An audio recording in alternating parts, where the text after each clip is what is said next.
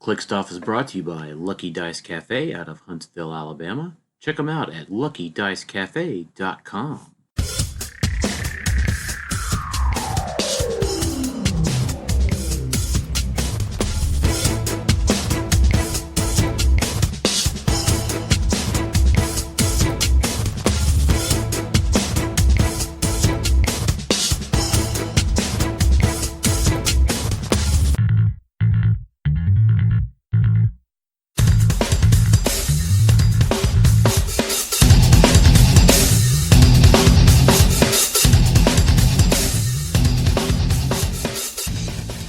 Welcome to Click Stuff. Hey everybody, welcome to Click Stuff today. This is your host Daniel Powell speaking. Just want to remind everyone that Click Stuff is brought to you by trollandtoad.com, where coupon code ClickStuff will get you 5% off HeroClix purchases at Troll and Toad. We also have a $50 web credit giveaway going on our Facebook page, facebook.com/ClickStuff. And we would also appreciate anyone to check out our Patreon at patreon.com/ClickStuff. We also have a giveaway in the posted, the pinned comment there about a giveaway going on our Patreon subscribers. So I appreciate anyone checking that out. And also today I have Jason Alvey with me. I'm ready to boldly go where no man has gone before. Oh man, I like it. So today is all about Star Trek TNG, and all of the cool new set that we have. So this is our typical set review. We're going to go through, since it's a gravity feed, kind of a half a set. We're going to look at every piece, some in more detail than others, and talk about the competitive impact of said pieces. And I think I'll just go ahead and start out with our disclaimer that all of this set plays really well with itself. Yeah, it's a fun set. Yeah, it's a fun set. There's a lot of cool stuff casually. There's a lot of cool stuff that works together with name, theme, team, whether it's Borg or Klingon or Starfleet. So a lot of cool stuff. So I'll say this: every piece in the set is good for that.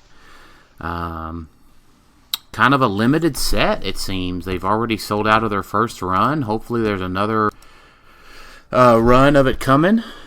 Yeah, I wonder if they just made less because the original series didn't sell as well. Yeah, I don't know. I would assume that there's going to be a second run of it.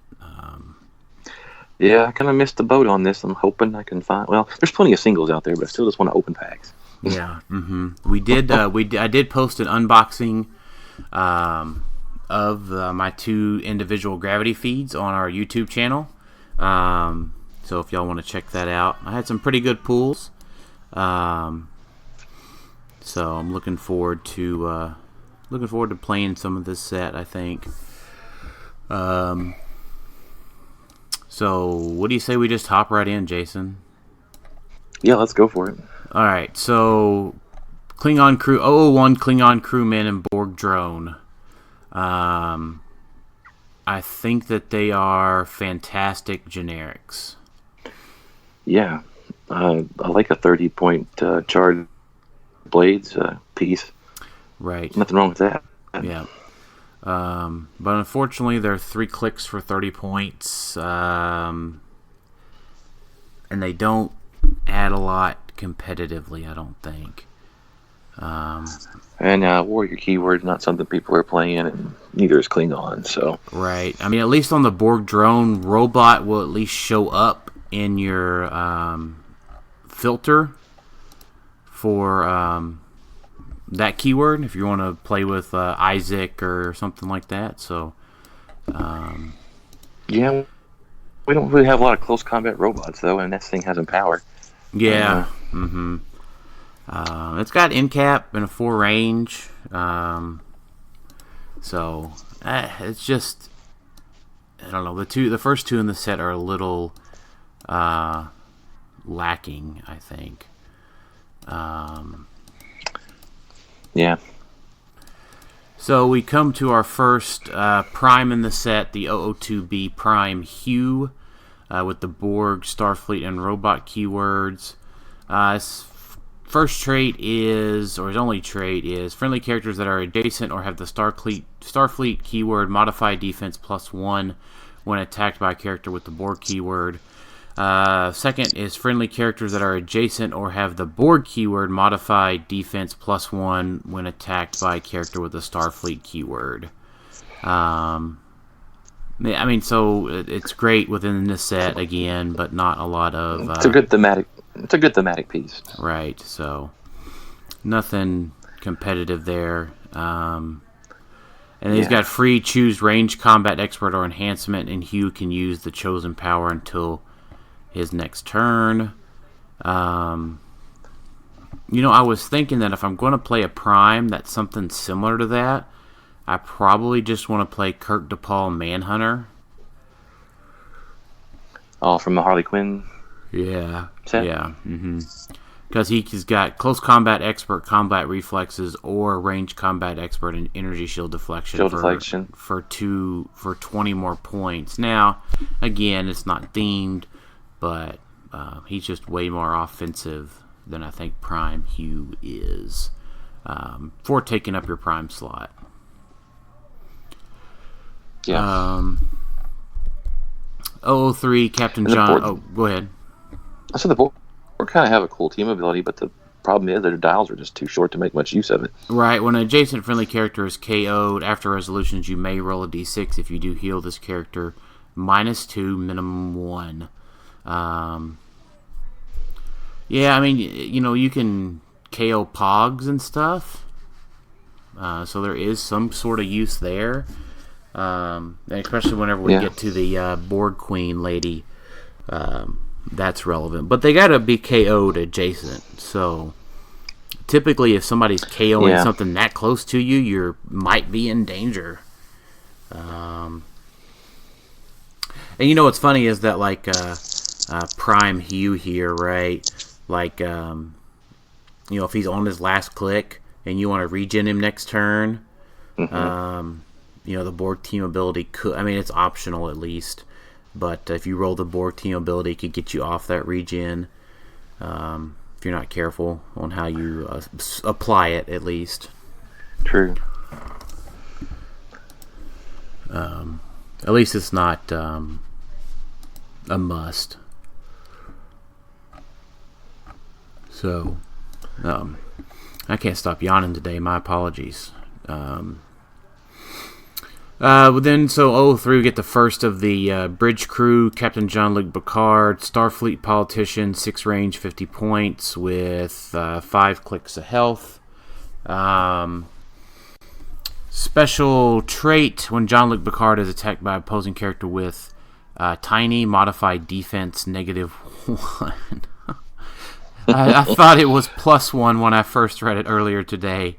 No, and now I realize no. that I really like the flavor they've got on these powers. They really dug into the show for this, I think. Right. I don't feel comfortable around children. That makes me laugh. Yeah, that was early on in the show. They didn't touch on that as much in later seasons, I don't think, but. Yeah, he didn't like Wesley early on, did he? No, he did not. He wouldn't let him on. He didn't want children on his bridge. Right. At all. Right. Yeah. As one does. Yeah, and it was funny that he actually became a child in one of the episodes later on. Yeah. Yeah. Let's see. So then he has special defense power, do as you must, but don't harm my crew, energy shield deflection, and defend.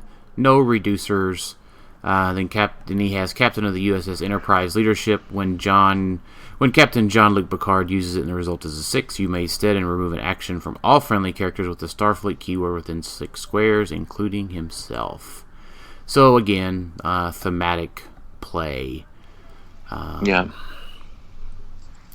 004 Starfleet Ensign. Same sort of gimmick, 2015 points with 2 clicks as the ex-student. Yeah, very close to that. Yeah. So if you pay 20, you get to pick. If you pay 15, your opponent chooses the dial. And 20 points for perplex isn't bad. I mean, except when you say Big Tony. If you're gonna, well, I'm sure gonna play a Starfleet team. I mean, well, yeah, I guess so. It's thematic, but not competitive. We might, one of these days we might get a competitive Starfleet team. Who knows? That's right. All right, I'll keep out my hope. Well, we thought we were going to until they errated Riker as we get down here further. Yeah. Oh, man. All those online stores are laughing at the amount of Rikers that they sold, and, well, I bought them too, so. I'm glad I paid less than $2 a piece for them. Yeah, same here. Same here. 005 Lieutenant Commander Data. He has the United Federation of Planets team ability, which I think is +1 move. It is. Same thing as Avengers. Yeah, Avengers, yeah. Starfleet Robot Scientist, 50 points for 5 clicks. Shifting Focus, kind of standard stuff. You can replace him with the other Shifting Focus Data. This one has Sidestep, 10 Attack, 18 Invuln, and 3 damage, Close Combat Expert. I wonder if these will shift across the sets. Like if the next set will have more Shifting Focus pieces. Did we get a Data that he can change into? Doesn't the Super Rare have Shifting Focus? Yes, the Super Rare does. Correct. Okay. But there's only 2 of him and 2 of Worf, so it just makes me wonder if because this set was originally 1 set. Right. So I wonder if we will, but we've gotten changed it to 2. We've gotten just 2 figures before.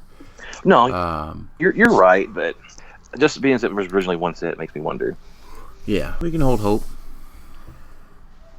I'll hold hope.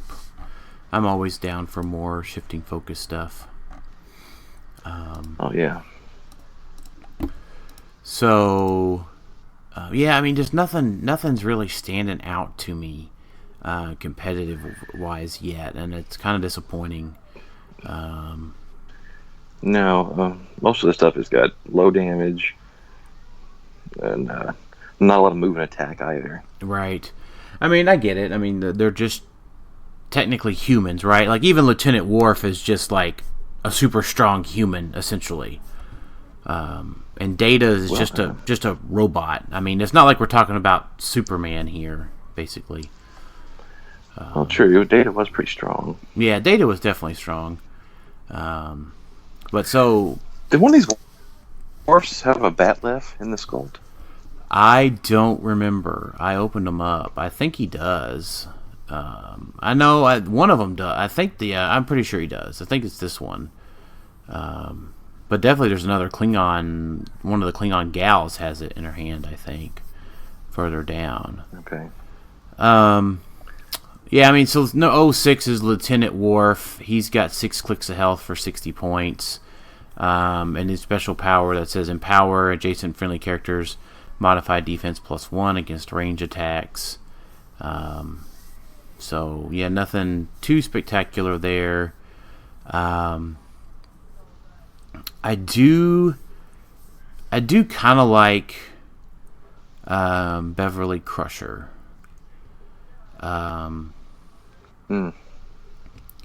Well, wait a minute. Was it Beverly Crusher?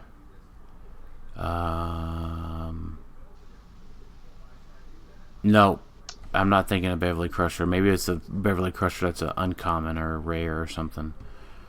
There's a chase one. No, there was one that lets you re-roll the support roll. Is the one I'm thinking of.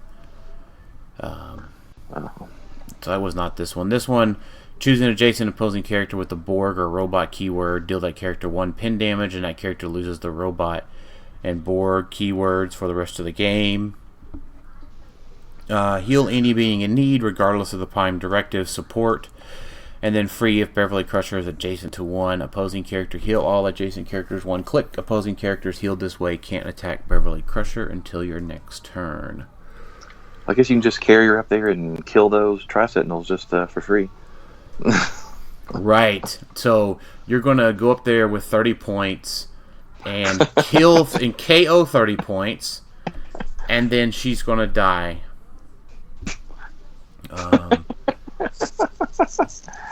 But you know what? She's not killing you or something else that's more valuable, and they don't have a Tri-Sentinel anymore. You know what? That is valid. I'll give you that. I mean, I'm really trying. I'm just trying to find uses here, Dan. I am. I do love the set, right? I mean, so I think for a little bit of flavor here, if you go back and listen to some of our original series set reviews, TNG, Star Trek TNG holds an entirely special place in my heart. I actually watched Star Trek TNG on TV as a child before I watched Star Wars.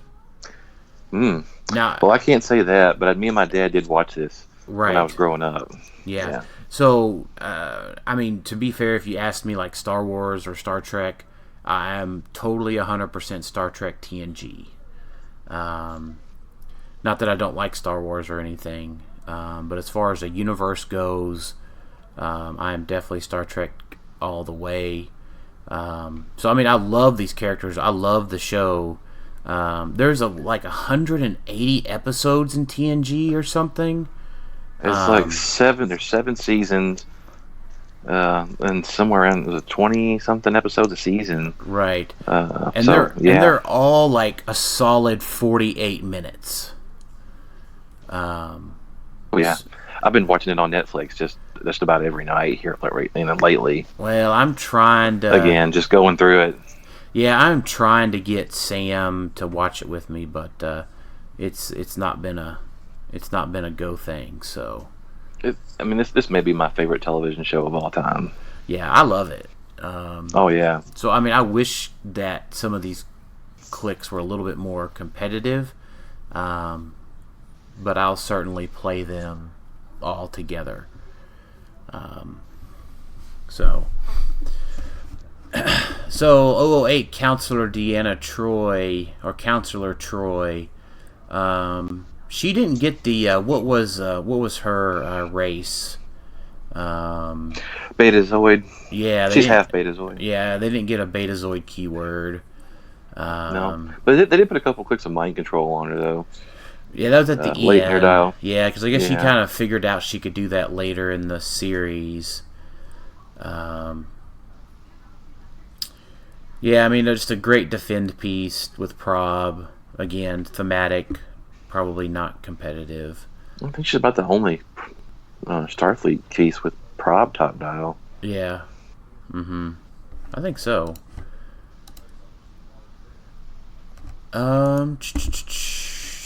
So, let's see. Klingon Warrior. No movement attack on this one. No, this guy's got plasticity. I'm not even really could say I don't even know if I can really say it's a good generic. He's not even a good tie-up piece. Why give him plasticity, not give him like combat reflexes or shape change or something? Yeah. To go with it. Right. So I can't even say that's a good one. A good generic, really.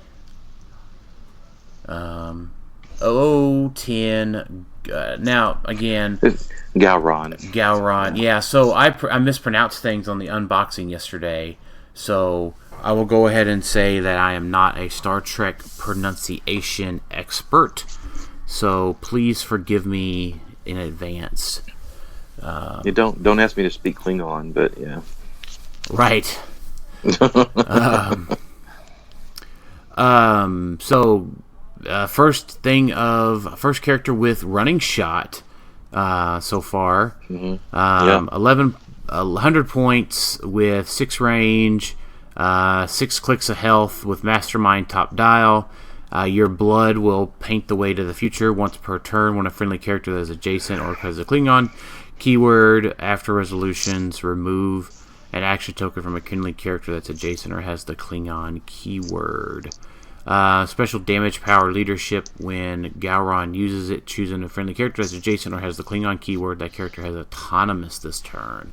So not only do you get the extra action, you can make someone autonomous, so their actions won't count towards your total for the turn. Which is interesting, but I think it's interesting. I don't know how useful right now. And he does have ruler keyword. So how about this? I would at least move him up to consideration status. Yeah, he may have potential somewhere. Yeah, he is definitely squishy, and he is vulnerable to outwit. But I mean, there's a lot of cool things with ruler, right? So yeah, you can play him with Starro and mastermind the Starro fights, and give Starro autonomous, right? Okay. So yeah. I mean, and again, it's not just Starro. I mean, but there's a lot of cool things with ruler, right? Right, starter set skull. Yep, starter set skull. Surtur. Gauntlet Panther, Groot. There's just a dozen great things with ruler, so there might be something there. I'm not just going to write him off, I'll say. He's at least a look. He's worth a look. 011 Borg Search Party. So this is the one that has the free action that can give an adjacent friendly character +2 range and improved targeting hindering with enhancement for 45 points. So when Borg Search Party KOs an opposing character, after resolutions, roll a d6. 5 through 6, you may generate a Borg drone on click 4 and that character square. That generated character has autonomous this turn, which means that it goes in on click 4, which means that it can heal up. Yeah, it has regen on that click. Right, and autonomously regens. So I think that this guy goes on to the Foot Elite unthemed team. So what about a robot team with Murder Machine? Yeah. +2 range and let him see through hindering. So that means you don't have to let him use the ring. Well, that's true. You don't have the ring is cheaper, but this guy comes with an enhancement too. Yeah, that's just true. So a ring's 5. Well, I mean, how much is +2 range worth, right? Right. Yeah. How much is that worth? Yeah. So improved targeting. I mean, he's got 7 range. Gives him. It gives him. He's 8 range, right? So it gives him what, 10? I'm looking it up. I think he's got 7. Is it 7? I'm looking. That could Murder Machine has 7, so that would take him to 9. 9. Okay. So I mean, that definitely helps out the math. Oh yeah. So I mean, there's not a lot of robot perplex either. So I mean, you're talking about like Murder Machine, Isaac, Borg Search Party. I think there's just some decent stuff that's there. There could be a combo. But I like it with the Murder Machine. I also like it with the Foot Elite to give them more range, another enhancement, and lets them see through stealth, which was one of their biggest weaknesses to begin with. So, no, that's a great use for him. Mm-hmm. And even Medusa with her 2 range.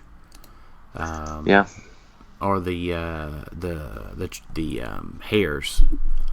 Well, the hair wouldn't. Yeah, I guess the hair would get. Yeah, they just get her 2 plus they get 2 from this. So yeah. Right. Mm-hmm. So.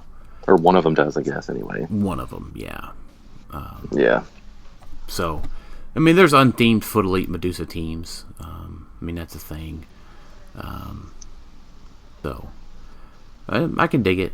This guy's definitely a useful. Pick up one of those guys. Let's see. 012 Reginald Barclay. This is the guy that has the holodeck keyword that you were talking about. Yeah. 50 and 20 points. So his special attack power. Okay, so he starts out as a sidestep enhancement piece. I guess that's his 20-point dial. Right. With the stop click. Okay, so you hit him to the stop click. And he can goes to click 5 or 9. So 5 starts out with power. Choose an opposing character that's adjacent to an elevated or blocking terrain. Make a close attack targeting that character regardless of adjacency. I guess that's map wide. Yeah, looks like it. And then he's got outwit, minimum range 10. When Reginald Barclay uses it, he can use improved targeting,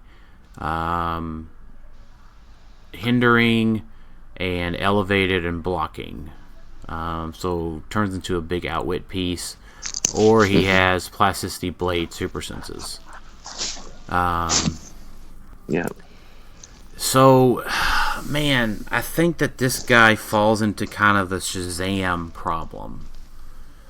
Right, you're just going to ignore him and not knock him to that click. Right. Or,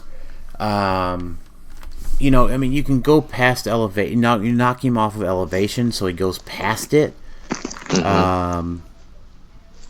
Some knockback damage. Or just ignore him, right? Like every time, and again, I'm not saying that I'm the end all be all on this stuff, but I've ignored Billy Batson's that were 40 points already.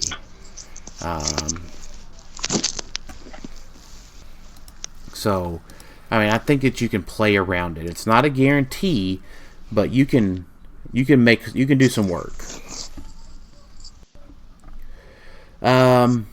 So 013 Thomas Riker already seeded an errata, right? Oh, this makes me sad. Yeah. So, running shot, 10 attack, 17 toughness, 3 damage, enhancement. So this one is sideline active once per turn for all characters with this trait.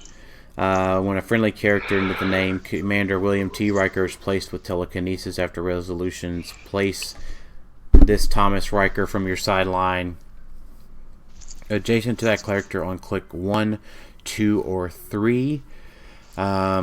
This game, it's basically an ID card character. When Thomas Riker returns to your sideline, at the beginning of your turn, if he no longer occupies a square within 5 squares of the friendly Commander William T. Riker, or is he removed from the map by another effect. So the idea was you placed William T. Riker and you called out 5 or 9 of these guys, and they all did work. Yeah. I get it. I bought them in case before they went up in price. But WizKids did a good thing. They they crushed us, but they did a good thing. Yeah, I was going to have fun with this. That sucks. Right. Yeah. I agree.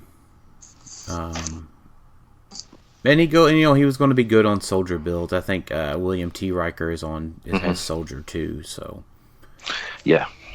All right. So 014, Ensign Crusher.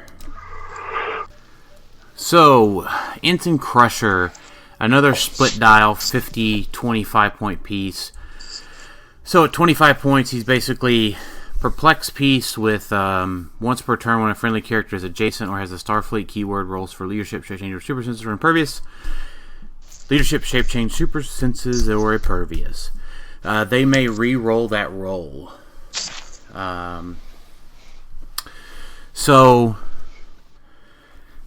is that 25 points worth of cool? Or I guess is that at least 10 points worth of cool? Well, definitely 10 points worth of cool, I think. So, if you say that I mean, if you say that the perplex is 15 points, then the 10 points for the reroll's got to be good. I would think. Yeah.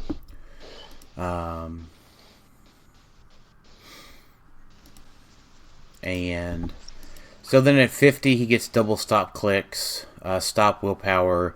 Ensign Crusher has protected outwit and can't be healed, and then he has probability control and outwit. And he gets the cosmic keyword. Oh yeah, okay, I see that. So that makes him pretty worth it, because at least he has the double stop clicks as opposed to the zero stop clicks of the one stop click of Trelane.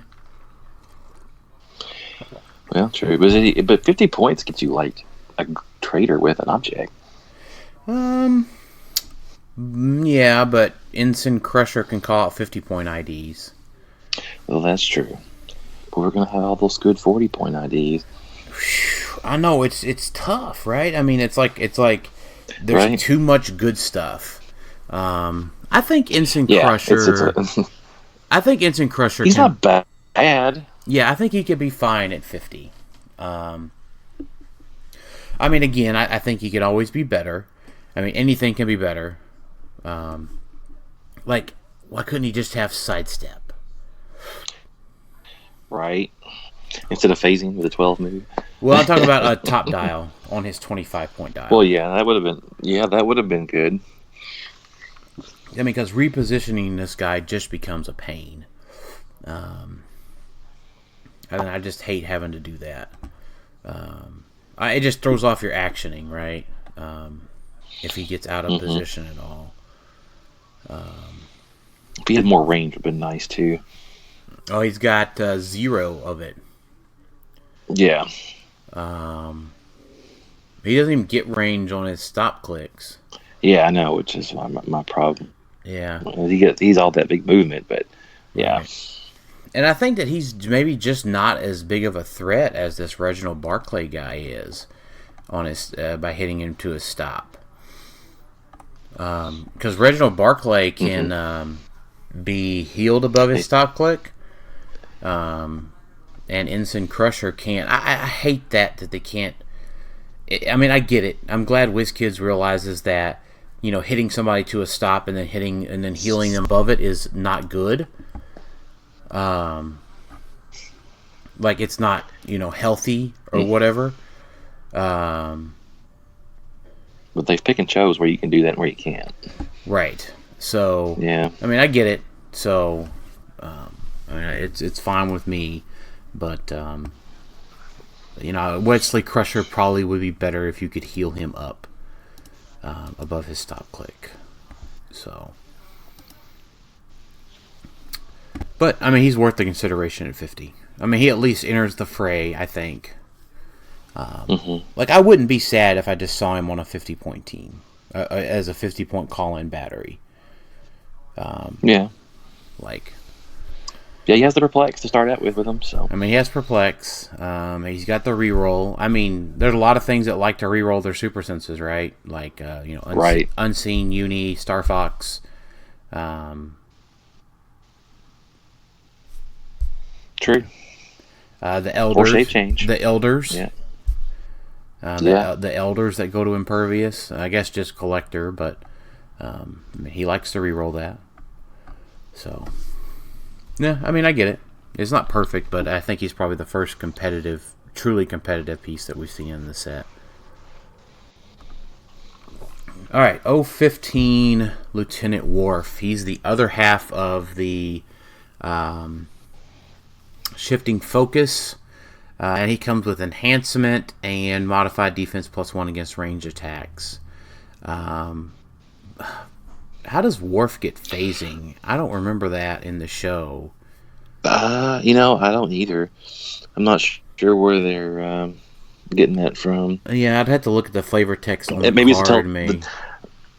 some kind of teleporter thing or something. I don't know. Right, and I think that maybe he teleports in and then gives us with his Worf give us some cover fire. So maybe that's where it comes into play. Yeah, maybe he had one of those personal transporter things or something. Right. I don't know. I'm kind of let down by the Worfs. I was really hoping he'd be like a badass, like close combat piece. Yeah, like I expect Worf to at least have the combat offensiveness of a Wolverine. Right. Yeah. I mean, Wolverine is trained, with the Japanese style of blades, essentially.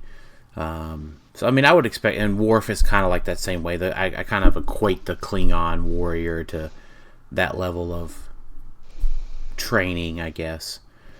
Yeah. So, Nurse Ogawa. Yeah. Nurse Ogawa. Yeah, Nurse Ogawa. What did I say? I don't know what you said. Let's forget about that. Yeah, all right. Nurse Ogawa. This is the one of support I was thinking about. Once per turn, when an adjacent friendly character uses support, you may re-roll that 2d6 roll. And she's already a 15-point support piece, which is with fine. Willpower and sidestep. Yep. So. She's the perfect nurse. And she lets other folks re-roll their support, so that's fantastic.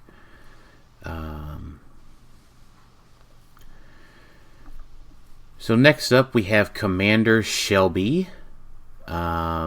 60 points, 5 clicks with leadership, soldier keyword, along with Starfleet and scientist. At the beginning of the game, choose a keyword. Adjacent friendly characters modify attack +1 when attacking only characters with the chosen keyword. If the chosen keyword is robot or Borg, modify attack +2. So that is... She gets that herself because she has the Starfleet keyword. That's true. Mm-hmm. I feel like that maybe she's the fun foul for competitive play in this set. Right, she just chooses whatever team keyword you're using, and then everybody's +1 attack. Yeah, or +2, right, if it's robot or Borg. Borg, right. Mm-hmm. So, like, yeah, you play this casually, and then all of your guys have +2 attack against your team. So now she's immediately a fun foul. But she's probably not that competitive, though. I mean, soldier leadership is good with a +1 attack with all the theme teams. It didn't say named keyword; it just says a keyword. A keyword. Mm-hmm. So, again, she could help out the Foot Elite, but it's not quite there. It's just not quite enough. No, she's squishy. Yeah, too squishy. This was the number 18 Beator. Again, I'm probably saying that terribly wrong. Charge blades or sidestep blades, 90 50 for 6 clicks or 4 clicks. Combat reflexes and toughness. And they hand out stealth. So, again, thematic, but not competitive. Yeah, stealth's not what it used to be. No. Number 19, Kimpek. Klingon Prob. This one's got a bunch of wording. So when a friendly character is damaged by an opponent attack, give that character a dishonor token. When a friendly character makes an attack with a single target, you may remove any number of dishonor tokens. If you do and the attack hits, increase the damage dealt by the number of dishonor tokens removed. And then he hands out improved targeting, hindering. I just don't like anything that requires you to take damage. Yeah, his trait's not great because of that, but right. There are cheaper pieces that are giving us improved targeting, hindering. Yep. The Borg search party, right? The Borg. Yeah. This guy just hasn't had a problem along with it, but he's 60 points, so. Right. Which leads us to the next Borg search party. You will be assimilated. Same thing when the same thing. 50 points for 4 clicks this time with range combat expert. The boarding party. Oh, what was the Borg search party was the other one. This is the Borg boarding party. This is the boarding party. Yeah, you can generate the drone with autonomous. All right, when an opposing character is given activation to activate a standard power that targets or damages a character, can't use that power this turn. So wait a minute, what? When an opposing character is given an action to activate a standard power and that power targets or damages a character, after resolutions, opposing characters can't use that power. So I'm saying if you're adjacent and you use Psyblast, the rest of your team can't use Psyblast.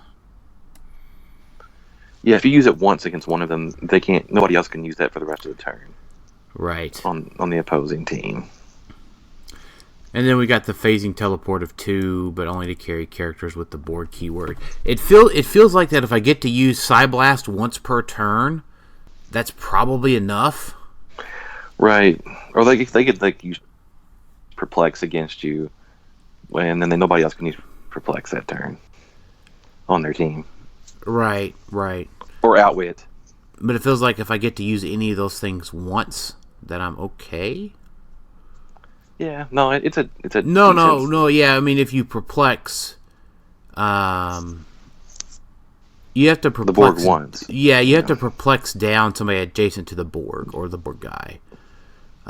So you can use perplex. It is adjacent. Yeah. Yeah. Okay. So I can use perplex on my friendly characters as much as I want. Right, but not against the Borg. Yeah. Right. So. I mean, it's a decent try at the Borg, adaptation. Because you always do this, how they shot him once, and the next guy's got an energy shield to block it. Mm-hmm. That's the way it was in the show. Right. Yeah. They get it. They're kind of like the super adaptoid of the Star Trek universe. Or what was it? It's not the super adaptoid. A Mazo.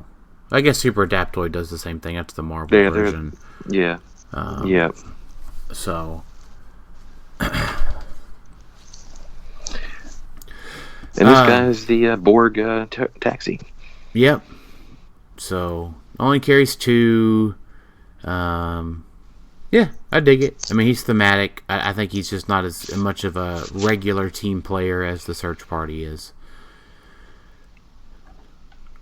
No. So 021 unique Wesley Crusher, 15 points perplex that can remove an action token. You play this guy over a Big Tony any day.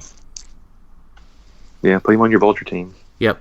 So perplex, but only to target friendly characters. When Wesley uses perplex after resolutions, roll a d1 through 2. Deal Wesley 1 unavoidable damage. Doesn't matter on your Vulture team. He only needs to do it once anyways. Probably. If he rolls a 6, remove an action token from the target of his perplex. Vulture loves that. Yes. I see no downside to that, really. Yeah. Pick up one of those guys because he's a unique. I think we should be glad he's not a unique.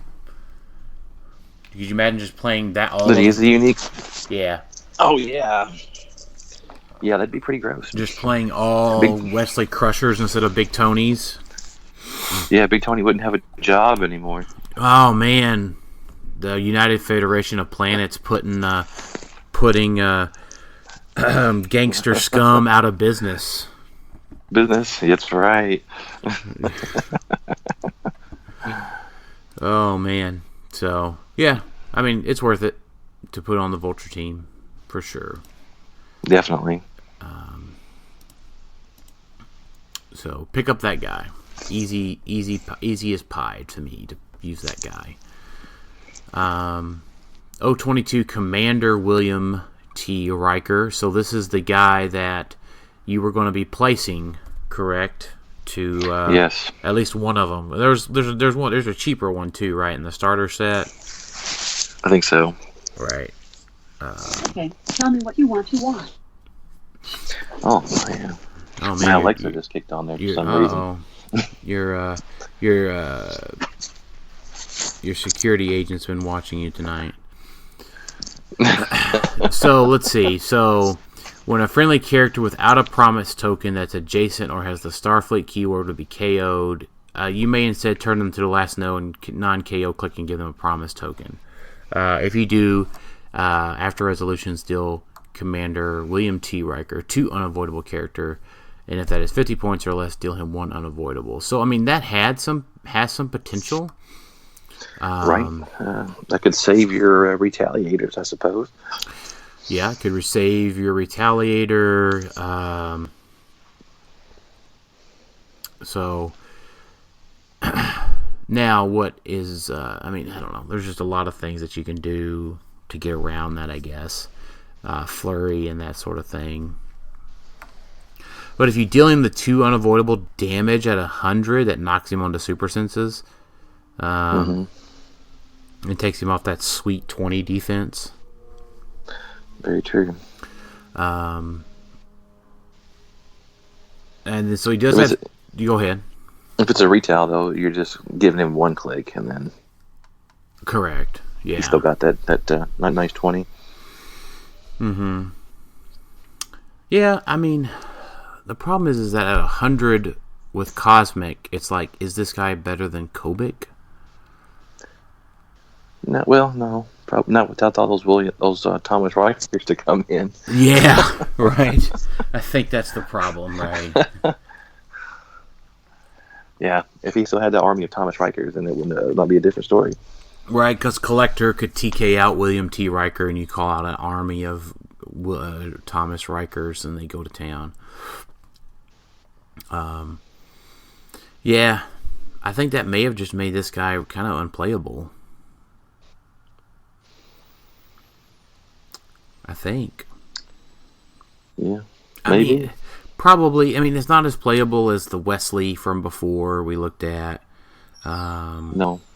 And No. So, 023 lore. I guess this is when Data got Robots got leadership finally. There you go, for 60 points, 5 clicks with Mastermind. So he's got toughness, shape change, and if he's getting attacked by Starfleet, he succeeds on a 3 through 6. That's annoying. Special damage power will bring you order to the chaos. Leadership, but succeeds on a 4 through 6 or prob, but only to target a friendly character regardless of line of fire with his 6 range, or 5 range printed, but 6 range for prob. So, yeah, I think now the problem is that like Prez Rickard's 35, so you have to end up like dropping a Tri-Sentinel to fit this guy on the robot team. Yep. Yeah, he's too many points. Yeah, he's probably too many points with the higher theme being important on the robot teams. So, all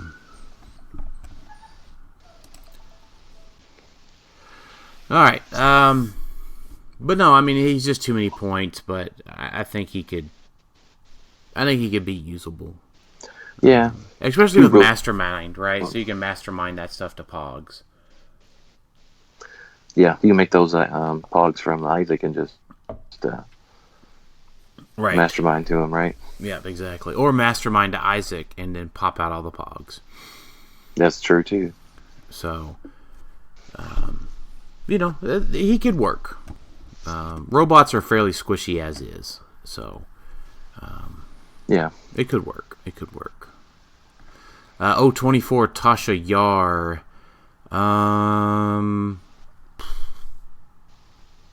No.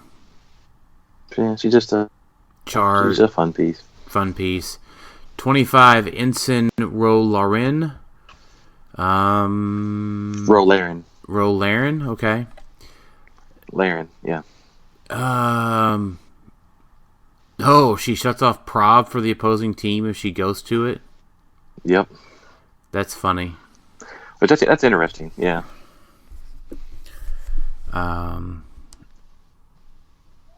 but does she go to the other team? That's the question.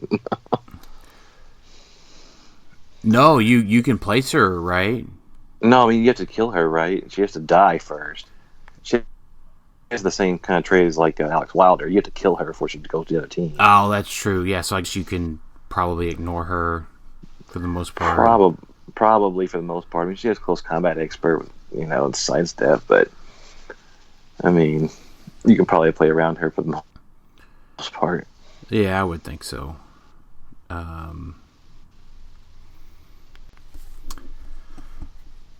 All right, Lieutenant Commander Geordie LaForge.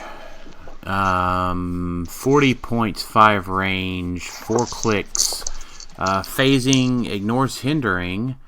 A special attack power. Choose a friendly character. Okay, and roll a d6. When the chosen character attacks this turn, modify its damage +1 for each die in the attack roll. That's the resulting number. Yeah, totally can't depend on that. No, and then wait a second. There we go, Captain. Try it now. He has prob, and when he uses it to re-roll the attack roll of an adjacent friendly character, you may choose to re-roll 1 die. That'd be great if it didn't require adjacency necessarily. Yeah, but I do like that. It is good, but and the problem that it comes down to, it's Starfleet and then scientist keywords, right? So, I mean, if all these people have the cosmic keyword, that would be better. There's a ton of scientists in this set. Right, but nothing that's really particularly standing out to like make scientist a valid thing, I don't think. Because if we just take a look at scientists, like I know Mr. Oz has scientist, but like nothing from the first Star Trek set is really sticking out, right? Because you got to kind of have that piece that makes the basis of the team, right? Because this guy's 40 points, right? You're not building a team around re-rolling a single die. You can get that Prime Thanos in there. Yeah, you get Prime Thanos or like a rescue-based team. I'm just kind of spitballing here. Yeah.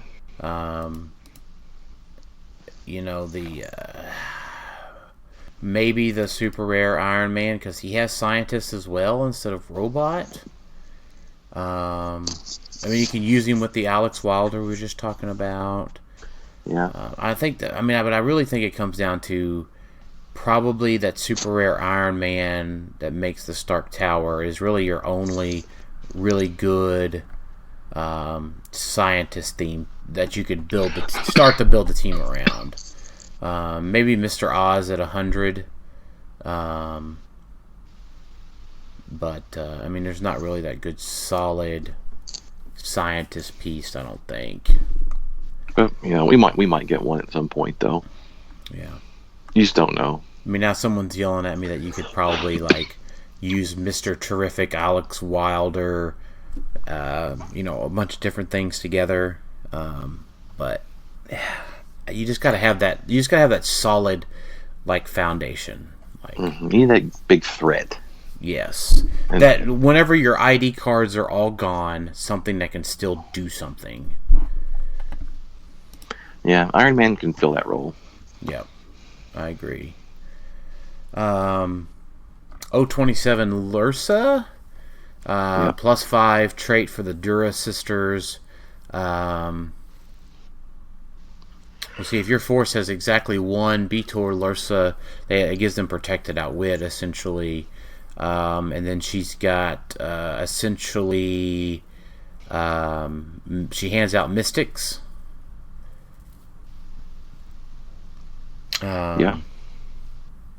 Energy, shield, deflection, and toughness. Thematic, nothing too exciting here. So now we get into at least the first number Q. So the super rare Q.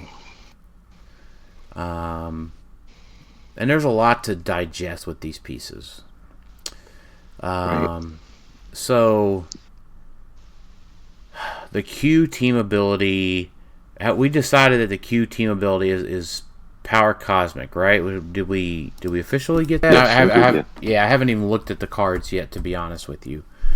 I think it is. I was going to see if they had it up on the rules forum yet with the team abilities. Team abilities. Star Trek team abilities. Yep. Protected outwit, willpower. Okay, so so Q isn't a standard character. Alright, so let me back up. He's got 300, 225, 125, and 50. And then at the beginning of the game, he generates alien soldier bystanders 4, 3, 2, and 0. So this game shall in fact be completely unfair. Q isn't a standard character. That kills me right out of the gate. Like, all of these dials need like a remaker ring or some stealth or something. I mean, if the game's not going to be fair, he should totally be a standard character. Right, he should be like a more than like a more standard character. Like, he can do twice as good as a standard character, right?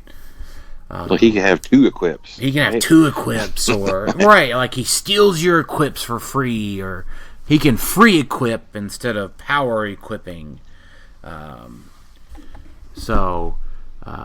Yeah, like I need something more unfair, right? And so he gets to roll a d6, and when a character within range rolls an attack roll or roll for super senses, you may remove the d6 from this card and replace a die in the roll with it. So he's got 8 range, triple targets, and you don't have to power action for that d6. You just get it. You just get to roll it. I get it. That's nice. So he's got a special defensive power, Mastermind, Super Senses, once per turn. When an opposing character attacks Q, after resolutions, you may place a penalty box marker in that square. At the end of the turn, remove the penalty box marker. Characters occupying a penalty box marker have immobile. When an attack targeting Q misses, deal a character occupying a penalty box marker 1 penetrating damage. And then he's got probability control and shape change. So this guy's expensive right now. So I just think I want to be honest and blunt with my review here. Kobik with an outwit is a thing. Your team ability gets swapped. Q gets outwitted, and he gets blasted. Yeah, I mean, Pulse Wave is a thing too. Well, so I was going to say, like, I don't know, I was going to kind of rank them as far as like category of things that could happen. Right. So like Kobik just outwitting it and like Cyclops coming out and shooting it is a thing. And you can't really rely on the d6, right? So it almost, you have to have a 6 on that roll. Because Cyclops at 125 or 50 just shoots him. And I mean, that's still a thing. He's 3 points, he's 5 points, he comes out twice a game, he's main boarded on X-Men themed teams. He just shoots Q at 125 or 50. Now, Q can mastermind that at 125, but he can't mastermind it at 50.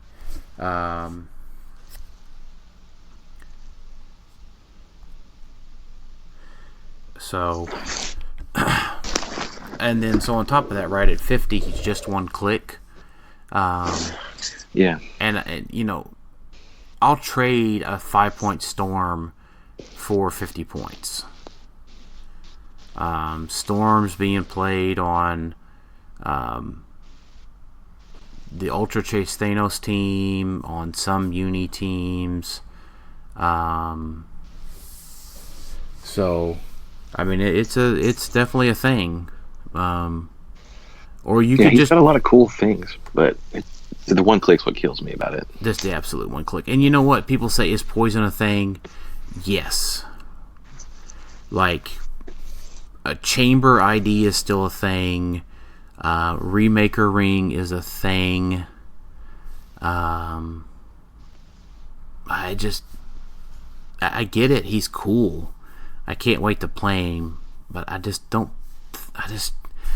hate saying that don't think I'll play him, and then he like ends up winning worlds or something.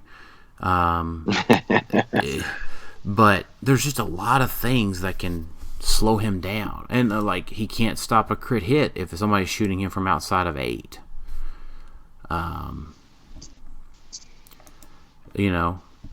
Like, and there's things that have greater than 8 range, like I don't know, like an astronomer. Yeah, right. I mean, obviously Uni, but I mean, Kobik has larger than 8 range if she uses her blue cube. So, I mean, there's a lot of things that can just negate his reroll ability thing or his replace a die thing.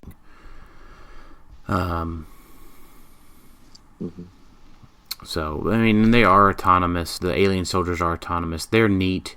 They can body block, but I think there's just too much that can go wrong with Q.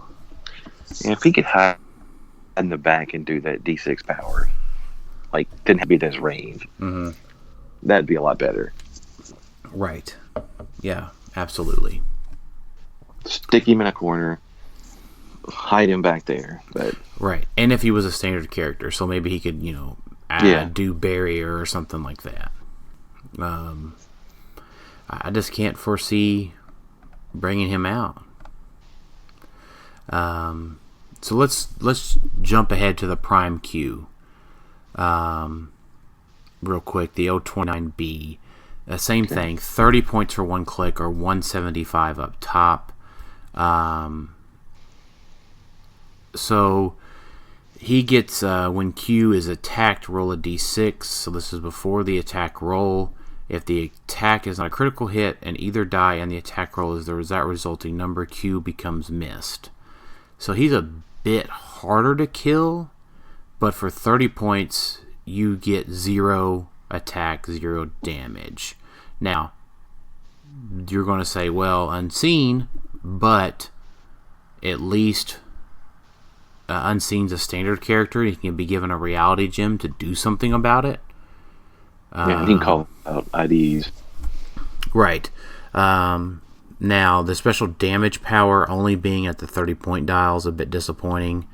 He does have prob. Now he's got a free choose an opposing character to attack Q or damage a friendly character since your last turn. Place Q such that he is within 6 squares in the line of fire of that character. Now, if I'm thinking post-worlds, it's too bad he's a prime, so he can't call out Prime Colossus. Yeah. So that's a little disappointing. But, I mean, it's the same thing, right? Even at 30 points, I will call out Storm and multi-target Pulse Wave to get rid of Prime Q. 5 for 30 is a easy-peasy trade-off. Now, again, assuming that you're close enough and, you're not going to overextend to do said thing. But you can just keep shooting at him too, right? Right. Well, if he's within 8 squares, it's perfectly far enough away easy enough to get with an ID card. Right. If he's not within 8, he's not doing anything. Right. Exactly. So, and then you know what? I mean, it comes down to like, you can roll, right? It's not like, so if let's just say he rolls a 3 and that's part of the miss criteria.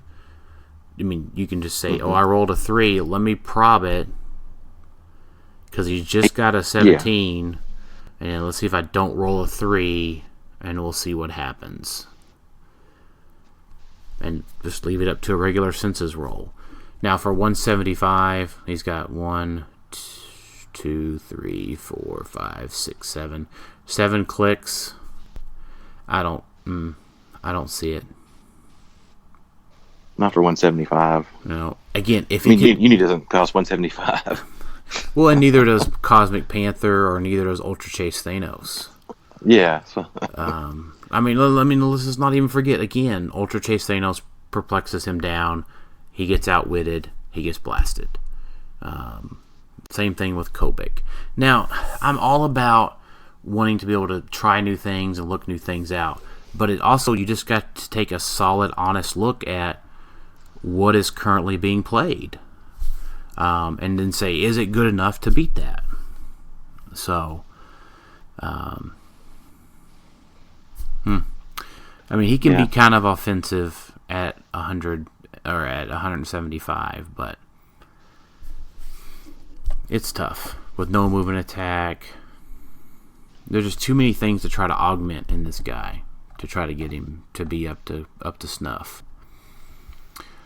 All right, so 029A, Captain Jean-Luc Picard. Leadership. Okay, he can gain keywords. So when he removes an action token from a friendly character, choose a keyword. Jean-Luc Picard gains that keyword. So, and then he's got a special movement power, a down dial. Phasing teleport is a power action. He can make a ranged attack with a range value of 2 and modifying damage +1. So that could be useful. Down dial. And then up tile, he has Perplex, special damage power. And if he uses it to positively modify an opposing character's defense, give that character a pack token. Character with a pack token, modify their attack and defense -1. Or defense +1, attack -1. Attack minus, when a character with a pack token makes an attack after resolution, do that character 1 penetrating damage and remove all pack tokens from them. But again, there's not a lot. He brings sturdiness to the table.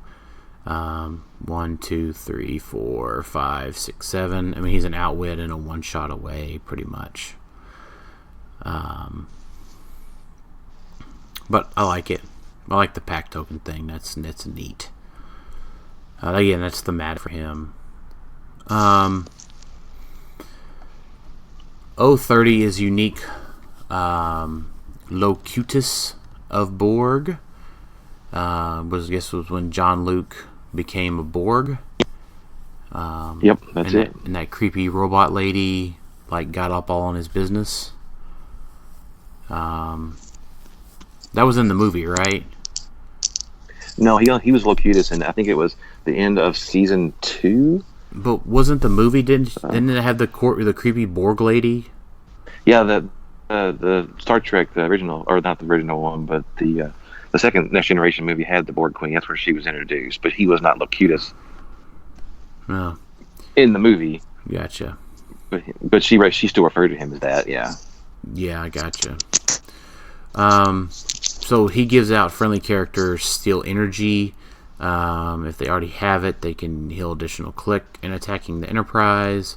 Modify attack +2 when attacking characters with the Starfleet keyword. So there's your fun foul for the commander, the other commander.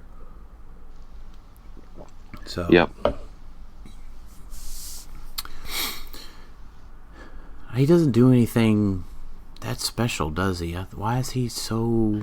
Not really. No, I'm a little disappointed. I thought he was pretty decent. Why in the world is he unique? Yeah, I don't know. I guess maybe the Steal Energy thing is an issue if you had multiple ones of them. Yeah, but they don't even it's not even you can use it as from range. I mean, most of their range pieces. Yeah. On the board, and you can't even use it at range. So, I mean, I don't get it. Yeah. All right. Well, I don't either. Again, it's thematic, probably not competitive. Borg Queen is possibly competitive.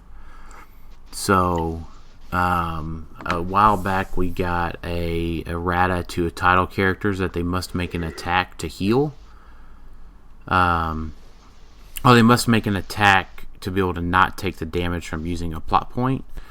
So, Borg Queen can rack up plot points, take a damage, and then heal the next turn by KOing a Pog next to her, which will heal her up at least 1. So she could replace Iron Man on the robot theme team. It's a little bit more to keep her alive, but she can rack up plot points and then use her assimilation, which they errated. Because if you KO something, you're choosing a character from your opponent's KO area. So basically, you remove 5 plot points from a 40 to 49 point character, and then they become friendly to your force. So if you KO a Retaliator, you can bring them back to your force. So with the ability, with Borg team ability, to keep her healed, that is totally a possibility of things to do. But it's not quite as action efficient as the old Penguin Fast Forces Penguin trait, the Fast Forces Penguin trick. Yeah.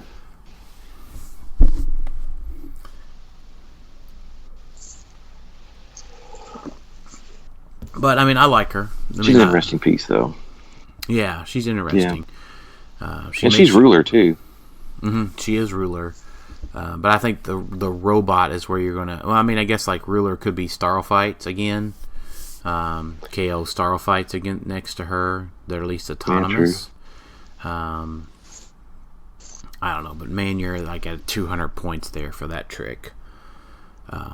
Yeah. To whereas you're kind of on the robot team, you're always kind of KOing Lord Gaia to continuously make barrier. So that's where that would be more helpful.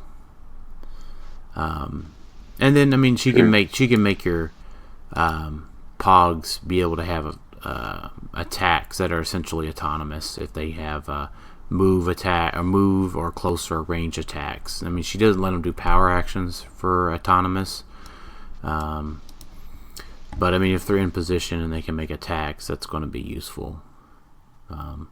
It's definitely a tricky, finessey sort of piece. So then we have the Lieutenant Commander Data, the other half of the shifting focus, and he also has that holodeck keyword. Yeah, there you go.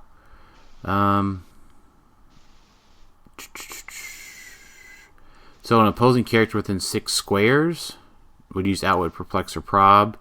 You outroll your opponent, and then they can't use that power this turn, and then he gets a deduction token.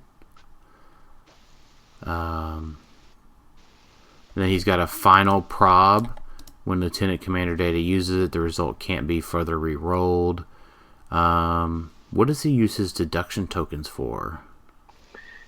You add his deduction tokens to that D6 roll. Oh, yeah. Okay, the 2d6 roll. There we go. And he doesn't ever have to remove them that way either. No. Mm-mm. Yeah, I don't see anything he does remove them for, does he? No. Yeah. But, I mean, dang it. It just comes down to just so squishy. I mean... Five cliff of toughness. Yeah. I mean, he's got stealth, but it's like... I see an astronomer hitting him for 6. With range combat expert. Yep. And, he dead. He dead. Yep. I don't know. Maybe my life is boring because of that, but I don't think it is. I'm not deploying Lieutenant Commander Data. I'm sorry. You're not wrong. So now we got the 2 chases who work together: Mirror Beverly Crusher and Mirror William Riker. And then so I think someone asks in our questions, what does it take for them to be good? To not be so squishy, or cost so many points. Yeah. I just if they came in from out off the sideline and did this, it'd probably be if I didn't have fine. To pay for them, if I could just put them on the sideline and do that, William Riker's great because he can't use team abilities. But that also means you have to get Beverly Crusher into position. Right. But so the trait triggers off of friendly characters taking damage. The opportunistic maneuver does, yes. But that's how you get the team ability thing, right? Yes. That's how you place him. Yeah. Mm-hmm. Ugh. I mean, if something takes 2 or more damage, Yeah. it's probably taking like 6 damage. Yeah, it could be. Or I could mean, you know what I mean? I would like Beverly Crusher at like 50. Outwit, Perplex, Prob, and Support. Yeah. I mean, that seems pretty cool. I mean, I love all these characters to play together in the set, but I'm just not seeing anything competitive with the chases.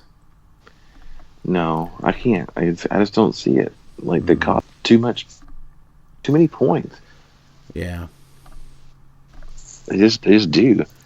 Yep. Like, I mean, their retaliation's way better for way less points. Yeah.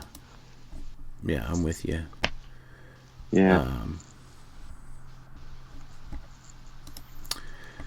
So let's see. Did the starter have anything that was interesting other than a William T. Riker that you wanted to play? You get a 50 point Commander Riker. Yeah, I don't really see it. It's really just for Starfleet stuff. All their powers. Yeah. Or for Starfleet keyword.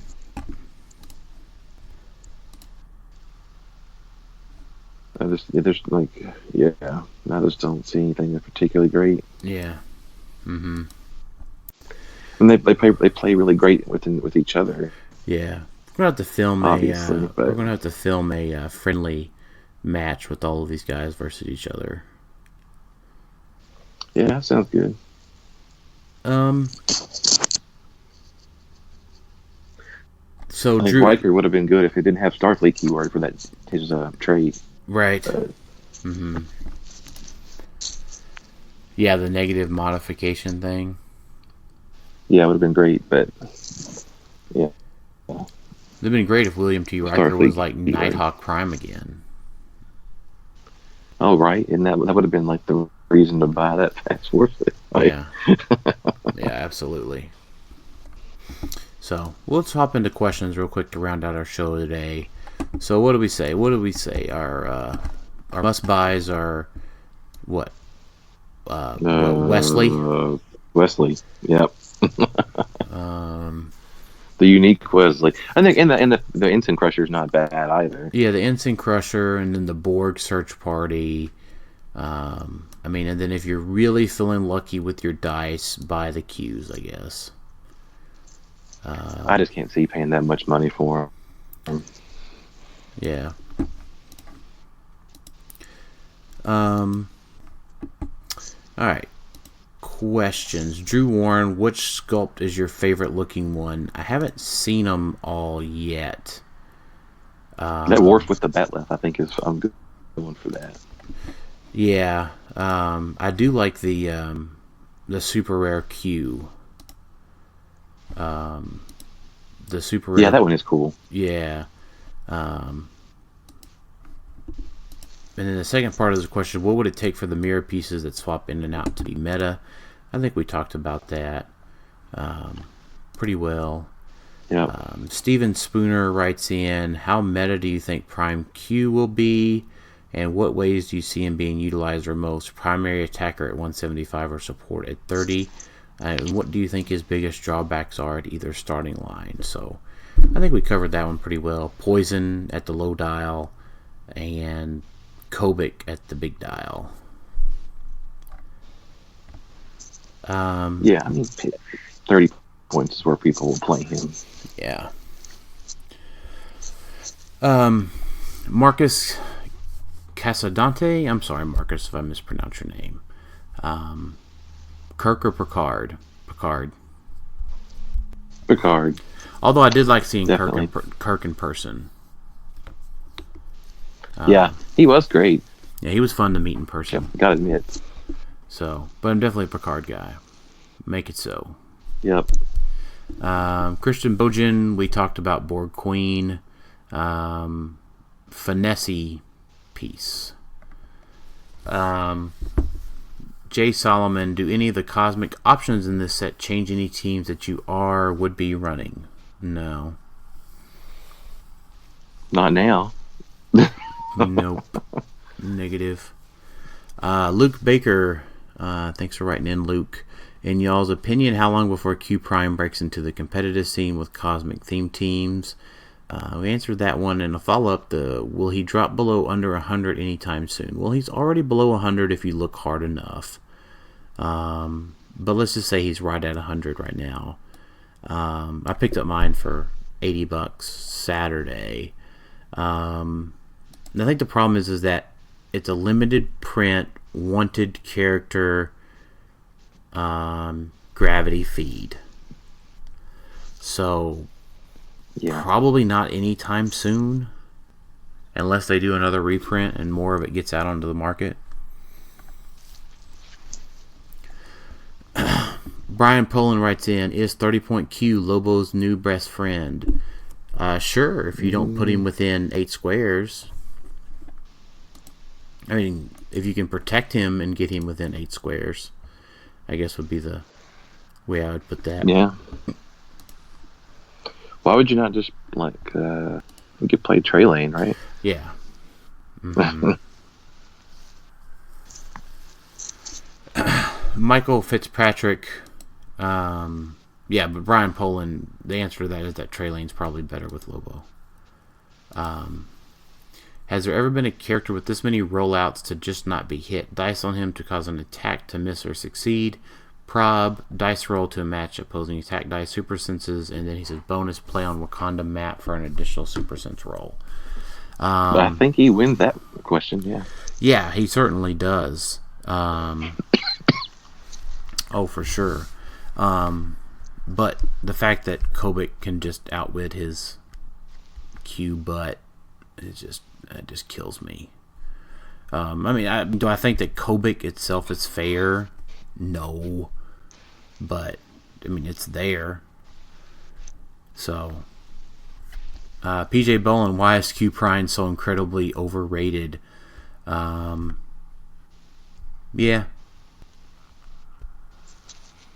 I get it, PJ. He's overrated. Now, I had to actually look this one up. So, Ed AB, is Q Prime the new Metron? And no. Where's the new bin crawler? Now, you didn't know what that was referring to? Well, I think it does because, if I did, I know the Metron Nightcrawler thing, but now was it from the perspective that Metron just had a bunch of special powers to start out with phasing teleport? Well, they are similar in that they're both sitting in a chair. Yeah. The game was a lot different then, though. Right. Yeah. And I played Metron. I enjoyed playing Metron. Don't get me wrong. He was pretty great back then. Yeah. Yeah, he'd been cool back in the day. There are a lot of similarities. Mm-hmm. That's interesting. Yeah, we could use a new bin crawler. That'd be fun. Dean Ferguson writes in, does Mira Riker have a place in competitive? No. I just can't. I can't say yes to that. And then Jeremy Solins, Jason Daniel, you guys ready for Gen Con? Absolutely yes. Yes, I can't wait. So, Jason, let's just round it out with final thoughts. I think that's a good way to lead out. Yeah. I don't know. I'm excited for Gen Con. I hope to see some people there. Come say hi. Yep, absolutely. If you see us at Gen Con, come over and say hi, and then we'll be in Memphis in a few weeks after that. So thanks, everybody, for listening to Clicks Off today. We'll talk to y'all next time.